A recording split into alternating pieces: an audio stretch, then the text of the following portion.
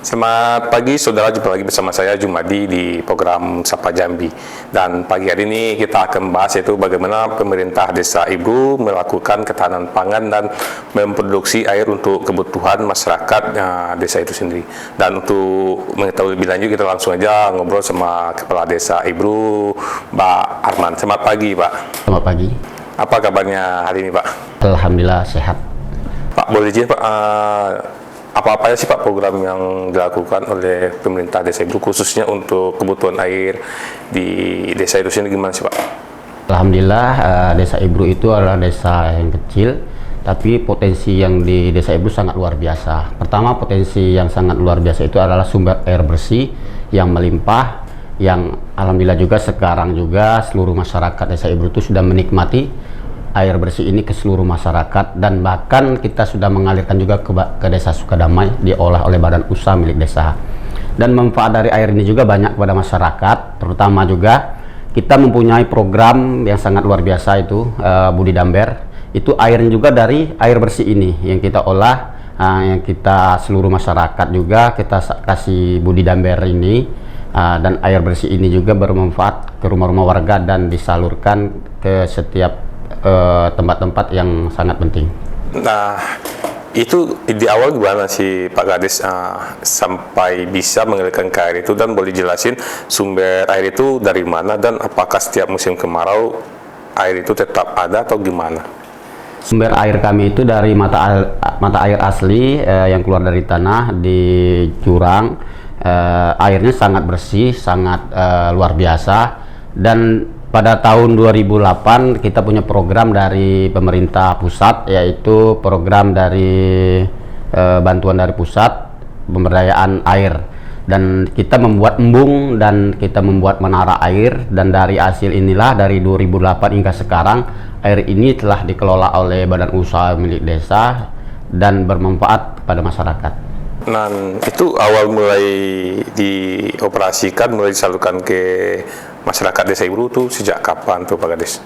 Kalau disalurkan dari 2008 hingga sekarang.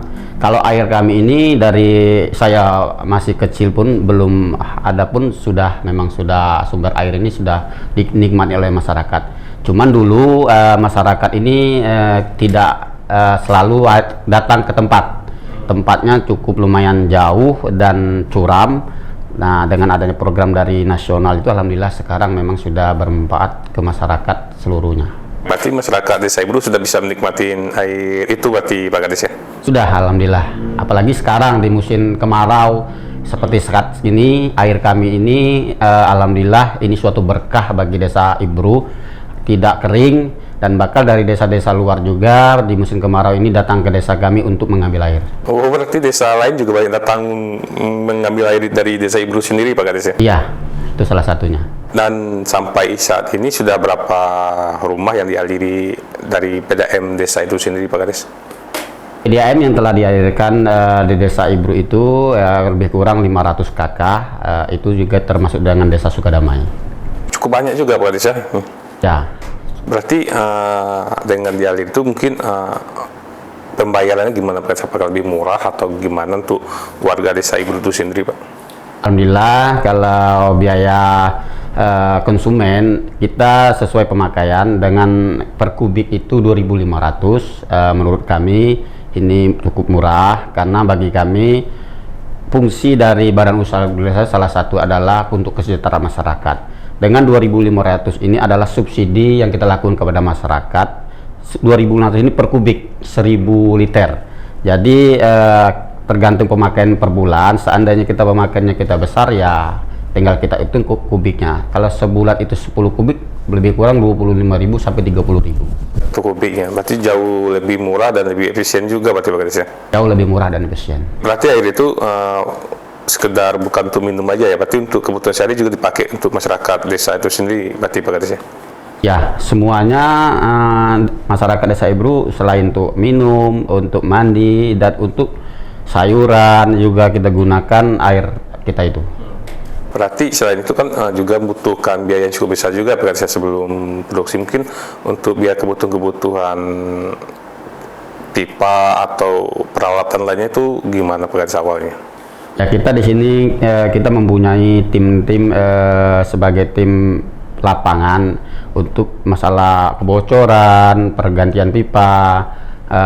Kalau seandainya bocor itu ada pengurus yang bertugas untuk memperbaiki, dan kita punya anggaran itu tadi. Anggaran yang kita ambil tadi itu dana-dana yang kita dapat dari per kubik tadi, 2.500 per kubik itu tadi, itu yang kita salah satunya kita sisipkan anggaran dana perbaikan lah, itu seperti itu agar terawat. Dan dari 2.500 per kubik itu tadi per bulan, per kubik itu tadi di masyarakat itu manfaatnya itu salah satunya kita gunakan untuk insentif pegawai, untuk lampu dan perbaikan-perbaikan yang dilakukan oleh pengurus kepada air-air yang bermasalah.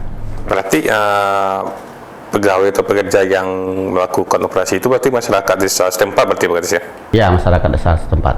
Berarti selain juga mengalirkan air, juga buka lapangan kerja di desa itu sendiri berarti Pak? Ya, salah satunya itu membuka lapangan pekerjaan pada masyarakat dan warga-warga yang berkecimpung dalam pengurusan air ini. Dan mungkin harapannya ke depan gimana Pak sama perusahaan air minum desa ini? Bagaimana sih program-program ke depan yang akan dikembangkan oleh desa itu sendiri sehingga kualitas air yang dinikmati juga bagus dan lancar Pak Kades? Harapan kami, terutama kami pemerintah desa Ibru dan seluruh masyarakat berkeinginan, karena sumber air kita ini sangat baik, sangat bersih dan sangat melimpah. Tujuan kami masyarakat untuk meningkatkan kualitas dan penghasilan ekonomi masyarakat, yaitu kami mengejar untuk pembuatan AMDK, air minum dalam kemasan. Karena dari dulu itu cita-cita kami masyarakat, supaya masyarakat kami sejahtera dan seluruh masyarakat juga bisa menikmati perekonomian lebih meningkat. Oh, berarti ke depan akan membuat kayak seperti minum kemasan, berarti nantinya diharapkan bisa dijual atau dipasarkan lebih luas ke masyarakat lain ya? Ya, itu salah satu tujuan kita. Guys, obrolan kita cukup menarik. Nanti tahan dulu pada setelah jeda berikut.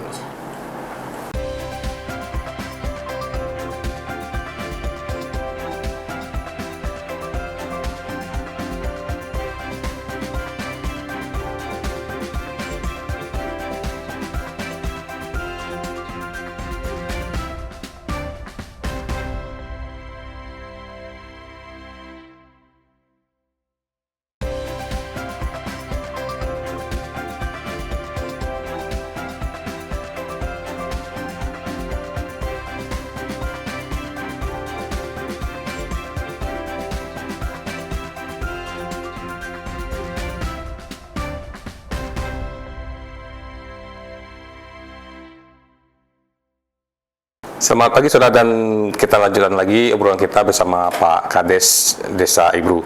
Pak, tadi kan kita juga cukup menarik ya membahas bagaimana sih pemerintah desa mengelola air untuk kebutuhan masyarakat. Dan selain kebutuhan air, program-program apa aja sih Pak yang dilakukan oleh pemerintah desa Ibru sendiri Pak? Alhamdulillah, kami pemerintah desa Ibru bersama masyarakat, badan usaha desa dan pondok pesantren, kami mempunyai inovasi yang sangat baik. Pertama dalam pertanian, kami selain juga potensi yang sangat luar biasa seperti air bersih, kami juga memiliki potensi dan inovasi desa, seperti kami mempunyai pertanian ibu-ibu UMKM tentang kunyit yang telah kita olah menjadi seperti contoh di depan, kita olah menjadi produk untuk UMKM desa Ibru yang sudah kita jalankan sejak tahun 2021 hingga sekarang. Dan ini manfaatnya baik untuk kesehatan asam lambung. Nah, seperti itu. Dan potensi-potensi lain dalam pertanian juga, sekarang juga kita lagi mengembangkan dalam ada pisang karpendis, dan juga ada jagung yang sekarang kita olah jagung untuk pakan ayam, itu jagung pipil. Ini salah satu inovasi ke depan yang kita kerjakan bersama, kolaborasi antara pemerintah, masyarakat, dan badan usaha milik desa. Yang juga kita lakukan cukup banyak ya, dan salah satunya jahe yang diproduksi menjadi minuman herbal Pak Kades ya. Itu mungkin boleh dijelasin terus area luas tanamnya berapa, terus yang mengerjakannya siapa aja sih Pak Kades? Kunyit dan jahe ini area petanamannya di lingkungan masyarakat kita lakukan ya. Kita ada di lingkungan masyarakat, ada lahan juga, lahan percontohan lebih kurang lah 3 hektar lah lebih kurang. maksimalnya itu. Dan juga ini yang dikerjakan oleh ibu-ibu, terutama ibu-ibu UMKM lah yang dibina oleh ibu PKK untuk mengelola produk-produk ini. Dan kalau di perkebunan itu kelompok-kelompok tani yang kita bina untuk mengembangkan budidaya ini. Dan berarti semuanya dilakukan oleh ibu-ibu warga desa itu sendiri ya. Terus bagaimana sih untuk memproduksi jahe dari kebun sampai jadi itu, boleh jelasin bagaimana prosesnya Pak Kades, dan alat-alatnya bagaimana? Apakah masih tradisional atau sudah menggunakan teknologi? Alhamdulillah dari pekerjaan itu dari awal sampai penanaman yang dilakukan oleh kelompok tani dan pemanenan dilakukan oleh ibu-ibu, dan setelah pemanenan kita bawa ke tempat produksi. Alhamdulillah di desa kita tempat produksi untuk olahan ini lengkap. Semua itu berkat juga kerjasama juga dengan Universitas Jambi, dan alhamdulillah juga kita juga ada dibantu dari BRI menjadi salah satu desa inovasi dan digitalisasi nasional oleh Desa Berlian kemarin, dan dapat bantuan alat-alat untuk pembuatan produk ini. Cukup lengkap kalau alat-alat dari pencucian, penggilingan, pengirisan, dan penjemuran itu sudah semua. Kita lengkap. Terus butuh berapa lama untuk memproduksi jahe dari awal sampai akhir dan hingga dijual ke dengan masyarakat sini, Pak Kades? Kalau proses itu yang lama itu mungkin penanaman lah. Penanaman itu kalau kunyit itu 9 bulan baru panen. Tapi kan kita sistemnya penanaman ini tidak sekali panen. Misalnya ini bertahap. Yang ini bisa dipanen, mungkin yang lain belum bisa dipanen. Tapi kalau sistem pengolahan itu hanya 3 hari. Kita dari pengerjaan setelah dirajang, sudah itu dijemur, lebih kurang kalau panasnya tinggi itu lebih kurang 3 hari itu sudah bisa kita olah dan sudah kita bisa giling gitu. Dan ini sudah dijual kemana aja sih Pak Kades untuk produk kunyit jahe ini? Alhamdulillah kalau kunyit dan jahe ini kita sudah jual kemana-mana, tapi masih skala Jambi lah. Tapi kita banyak masih jual dari sistem media yang kita lakukan di FB, di melalui WA, dan kawan-kawan lain yang sering hadir ke Ibru itu sering membawa juga. Bahkan juga pernah kita promosikan ke Malaysia dan Turki untuk sampel. Tapi karena kita izin BPOM-nya ini belum ada, kita baru izin PRT dan halal sudah. Karena izin BPOM itu syaratnya kita harus mempunyai pusat laboratorium, itu yang belum. Tapi sekarang kita masih dalam proses izin BPOM, izinkan saja, semoga ini berjalan prosesnya baik. Dan ini akan menjadi tujuan kami, kunyit Desa Ibru ini untuk go Indonesia lah setidaknya. Terus harga jualnya berapa Pak Kades di ini? Terus perbungkus atau per kotak atau paket, di mana penjualnya? Terus harganya berapa? Kalau ini kita perbungkus ini, kalau perbungkus ini 25.000 ya, harga yang kita jual ke bangsa masyarakat itu. Dan juga ini salah satu lagi lupa saya tadi. Ini juga kita sudah ada penjualan di Shopee. Di Shopee sudah masuk Shopee juga. Berarti ya, dia melalui di media sosial juga penjualan Pak Kades ya? Iya, di media sosial. Dan ke depan bagaimana sih Pak Kades pengembangan produk ini agar rutin diproduksi dan bisa menambah penghasilan bagi masyarakat Desa Ibru itu sendiri? Ya, ke depan harapan kami desa kami itu adalah kami ingin menjadi desa percontohan yang baik dan menjadi desa yang maju dan mandiri. Seperti rimpang yang kami olah ini menjadi rimpang untuk Desa Ibru untuk Indonesia. Cukup menarik pada program-program yang dilakukan oleh pemerintah Desa Ibru untuk ketahanan pangan dan kebutuhan. Namun ditahan dulu setelah jeda berikut.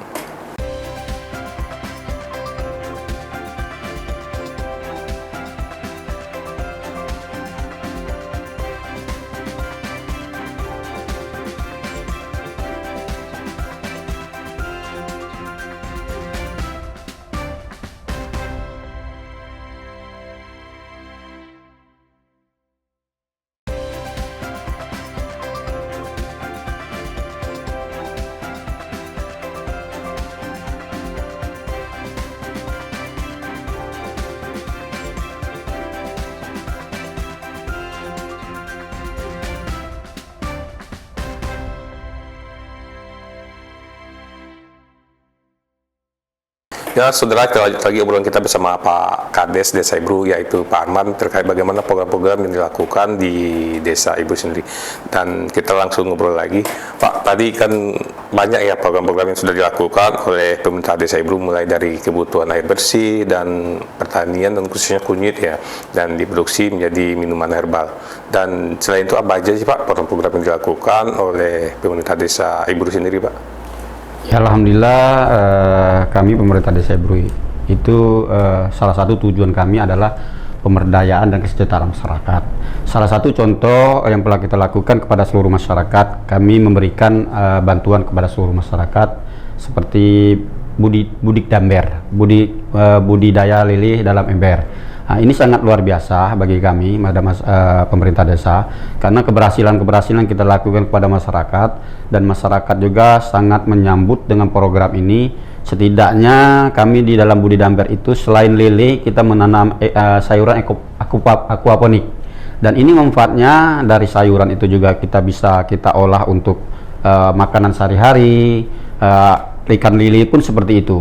Nah, inilah salah satu pemberdayaan masyarakat yang sangat, menurut kami pemerintah desa, sangat tepat sasaran. Setidaknya masyarakat bisa berpikir, dan alhamdulillah dengan program yang kami lakukan kepada masyarakat itu, masyarakat itu pun berpikiran berkelanjutan sendiri.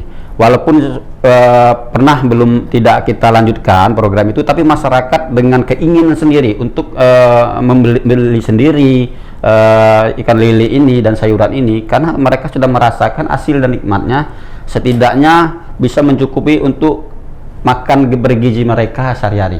Ya, berarti cukup menarik ya, misalnya dari pemerintah desa putus, terus dia keinginan lagi karena sudah melihat hasilnya Pak Kades ya. Terus itu awalnya itu berapa rumah atau berapa kakak yang beri bantuan itu Pak? Awalnya kita seluruh kakak di desa kita beri semua dengan 2 ember. Satu ember itu isinya 50 ikan lele. Berarti satu ember, setiap satu rumah itu 2 ember, berarti isinya satu ember itu 50 Pak Kades. Jadi di total 100 ikan 100 ikan. Satu rumah ya. Ya. Dan itu gimana sih reaksi masyarakat terkait program yang kita berikan itu? Ya, masih sangat antusias lah masyarakat. Bahkan sampai sekarang juga masih ada masyarakat yang berkelanjutan dengan program ini, dan kami juga program ini tetap kami lanjutkan sampai berjalan dengan baik, karena ini yang dari hasil pantauan kami selama ini sangat berhasil, sangat baik untuk masyarakat. Berarti dari hasil itu keberhasilan cukup tinggi Pak ya? Ya, cukup tinggi. Dan boleh mungkin ceritanya juga biar jadi inovasi bagi desa-desa lain, itu bagaimana sih awal ide program itu dirancang dan tujuannya apa sih awalnya Pak? Ya, pertama kali sebenarnya tujuan kami mempunyai inovasi, dan pernah kami duduk dengan kawan apakah inovasi yang paling baik untuk salah satu, dan kawan waktu itu membawa salah satu pelatih dari Tanjab Barat kalau tidak salah. Alhamdulillah itu program itu disampaikan kepada desa kita, mendapat program, dan program ini menjadi inovasi kami. Dan di saat zaman itu tinggi-tingginya kita di Muaro Jambi ini adalah stunting. Jadi tujuan utama kami pertama untuk pencegahan stunting, karena menurut kami stunting itu kan salah satunya kita kebutuhan gizi yang harus tinggi. Jadi dengan adanya budidaya ember ini, budidaya lele dalam ember ini, kan setidaknya gizinya dari ikan lele ini sangat baik untuk pencegahan salah satu stunting. Nah, ide yang ini menjadi inovasi kami dan kami kembangkan di masyarakat. Alhamdulillah sangat baik. Berarti awalnya untuk pencegahan stunting di desa itu ya. Terus selain budidaya itu juga di atasnya itu juga ditanam juga sayuran juga Pak Kades ya. Itu gimana tuh munculnya seperti itu? Jadi satu ikan satu sayur itu gimana? Ya, alhamdulillah juga di budidaya ember itu kita tanam aquaponik. Di situ ada kangkung, ada bayam, ada selada yang kita tanam. Nah, di situ kan itu kalau tidak salah lingkaran itu tuh ada lebih kurang 21 aquaponik yang kita taruh aquaponik. Nah, dari aquaponik itu kan kita sistem sayuran yang kita olah itu tuh bukan kita cabut, kita tetak. Jadi kita potong itu bisa kita panen tuh satu aquaponic itu sampai 5 kali panen. Sudah dipotong tumbuh lagi, Nah, ini sangat luar biasa karena dari 21 aquaponik yang kita kasih di dalam Budidamber itu, 2 ini itu sudah bisa kita sayur untuk hari ini dan berkelanjutan terus. Jadi setidaknya ibu-ibu tuh ekonominya juga terbantulah dengan program-programnya seperti ini. Ya, berarti dengan program yang dilakukan minimal biaya kebutuhan rumah tangga dan untuk anak-anak juga terbantu berarti Pak Kades ya? Ya, sangat terbantu. Sehingga dia tidak harus mikirkan untuk besok mau tahu apa, jadi nggak mikir ke sana lagi Pak Kades ya? Iya, itu salah satunya. Makanya itu tadi kesenangan itu kan ada inovasi-inovasi yang menjadi puas juga bagi kami pemerintah Desa Ibru mengembangkan, karena niat dan tujuan kita itu adalah untuk kesejahteraan dan keberhasilan kita membina dan mengembangkan program-program yang ada di desa, seperti itulah. Nah, kan itu kan ada satu rumah itu kan 2 ember Pak Kades, dan nanti ikan yang sudah besar nantinya kan dipanen ini. Ya. Apakah nanti semuanya memang murni untuk di kebutuhan mereka sendiri? Apakah nanti ada dijual juga untuk menambah penghasilan Pak Kades? Saya dari pantauan kami dan evaluasi kami kepada masyarakat, ada juga yang dijual, salah satunya ada juga yang dimakan, karena juga kadang ada juga yang kita kasih bantuan itu ada yang nggak mau ikan lele. Dengan nggak mau ikan lele itu dijualnya untuk digantikan dibelikan sayuran yang lain seperti itu. Berarti perputarannya cukup banyak berarti. Cukup banyak sekarang. Ya, Pak, obrolan kita juga cukup banyak ya terkait program-program dari pemerintah desa mulai dari air, ke pertanian dan perikanan. Namun waktu juga yang memisahkan kita, dan suatu saat lagi atau ke depan akan kita bahas lagi program-program pemerintah desa Ibru sini Pak Kades. Ya saudara, itulah obrolan kita bersama pemerintah desa Ibru, bagaimana pemerintah desa mengembangkan potensi-potensi yang ada di desa untuk ketahanan pangan dan membantu perekonomian masyarakat desa Ibru sendiri. Dan jangan lupa saksikan terus Kompas TV, independen, terpercaya.